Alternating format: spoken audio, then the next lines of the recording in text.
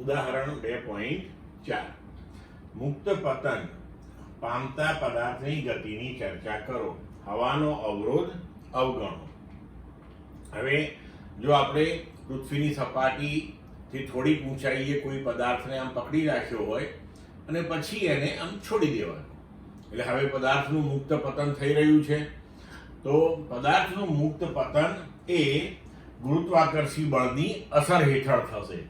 તો ગુરુત્વ બળને કારણે તે નીચે તરફ પ્રવેગી ગતિ કરશે અને ગુરુત્વને કારણે ઉદ્ભવતા પ્રવેગને આપણે ગુરુત્વ પ્રવેગ કહીએ છીએ, જેને g વડે દર્શાવીએ છીએ. અને જો આપણે હવાનો અવરોધ અવગણીએ, બરોબર છે, તો પદાર્થ મુક્ત પતન કરે છે. પદાર્થ જે ઊંચાઈએથી પતન પામે છે તે ઊંચાઈ પૃથ્વીની ત્રિજ્યાની સરખામણીમાં ખૂબ નાની હોય, એટલે આપણે g નું મૂલ્ય 9.8 મીટર પર સેકન્ડ સ્ક્વેર અચળ લઈ શકીએ.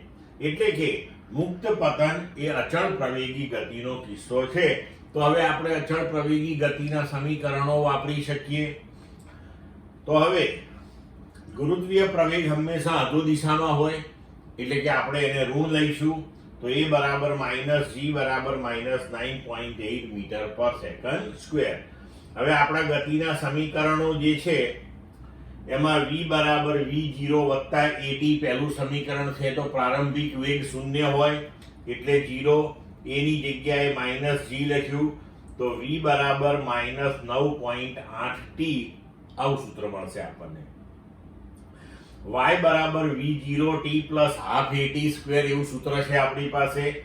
તો v0 0 એટલે અહીંયા 0 કર્યું, a ની જગ્યાએ -g એટલે આપણે હવે જો મૂલ્ય મૂકીએ તો 9.8 ભાગ્યા 2 એટલે -4.9 t square metre. v square બરાબર v0 સ્ક્વેર પ્લસ 2ay આવું સૂત્ર છે આપણી પાસે. પ્રારંભિક વેગ 0, a ની જગ્યાએ -g, 9.8 ગુણ્યા 2 એટલે -19.6y મીટર સ્ક્વેર પર સેકન્ડ સ્ક્વેર. હવે જો આપણે આ જે આપણને સૂત્રો મળ્યા તેને અનુરૂપ જો પ્રવેગ, વેગ અને અંતરમાં થતા ફેરફારના આલેખો આપણે જોઈએ સમયની સાથેના, તો સૌથી પહેલા પ્રવેગનો આલેખ જોઈએ. તો સમયની સાથે પ્રવેગ બદલાવાનો નથી, પ્રવેગ અચળ છે. તેનું મૂલ્ય 9.8 છે. આપણે -9.8 લઈએ છીએ કારણ કે તે અધો દિશામાં છે. તો અહીંયા -9.8 સમયની સાથે તે બદલાતો નથી, એટલે કે પ્રવેગ વિરુદ્ધ સમયનો આલેખ સમય અક્ષની સમાંતરે મળશે. બરોબર? એવી જ રીતે હવે આપણે જો વેગનો સમયની સાપેક્ષનો ફેરફાર જોઈએ તો આપણી પાસે સૂત્ર હતું કે વેગ v બરાબર -9.8t, એટલે કે v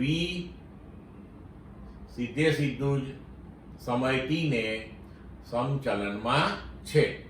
તો એનો આલેખ સુરેખા મળશે. આપણે અહીંયા ચોથા ચરણની અંદર એટલા માટે લીધો છે કે ગતિ અધો દિશામાં છે, ઋણ દિશામાં છે. તો હવે આ આલેખ સુરેખા મળે એટલે આલેખનો ઢાળ કેવો આવવો જોઈએ? અચળ આવે. અને આલેખનો ઢાળ જે છે એ આપણને શું આપે? પ્રવેગ આપે. કારણ કે વેગ વિરુદ્ધ સમયનો આલેખ દોરીએ અને એનો ઢાળ શોધીએ તો એ પ્રવેગ આવે. તો સુરેખા મળે આપણને, અને આનો ઢાળ જે છે એ આપણને હંમેશા 9.8 જેટલો જ મળતો હોય. બરોબર? હવે આપણે જોઈએ સ્થાનાંતર. તો સ્થાનાંતર એ સમયના વર્ગના સમપ્રમાણમાં આવતું હતું આપણે સમીકરણની અંદર. તો હવે જુઓ, સ્થાનાંતર વિરુદ્ધ સમયનો આલેખ આપણે દોરીએ તો એ આ પ્રમાણેનો મળશે. જેમ જેમ સમય વધતો જાય તેમ તેમ તેણે કાપેલું અંતર વધતું ને વધતું જશે. એટલે કે પહેલી સેકન્ડમાં જે અંતર કાપશે એના કરતા બીજી સેકન્ડમાં વધારે અંતર કાપશે, એના કરતા ત્રીજી સેકન્ડમાં વધારે અંતર કાપશે. એટલે આપણો આલેખ આ પ્રમાણેનો મળશે. ક્લિયર મિત્રો?